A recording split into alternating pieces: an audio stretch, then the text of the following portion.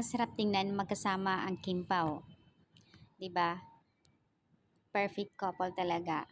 Dahil nga ang Kim Pao ay nasa bike store kung saan ay bumili nga ito si Paolo Avellino ng kanyang bagong bike.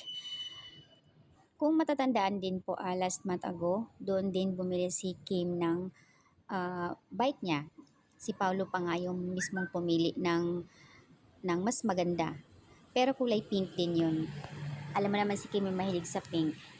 So ayan, panibagong bili si Pao sa kanyang bike. At syempre kasama naman si babe niya.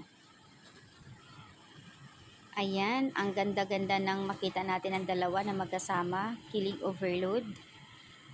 Galing siguro sila sa shooting and then dumiretso sila sa bike store para lang bumili. Always yan, quality time silang magkasama para syempre banding, hindi lang dahil puro lang sa trabaho at may time din sila para sa sarili nila. So ayan ang update guys, kilig overload lang talaga ang mga Kim Pao fans sa kanila. Ang ganda ng ayuda talaga ng Kim Pao para sa mga admin.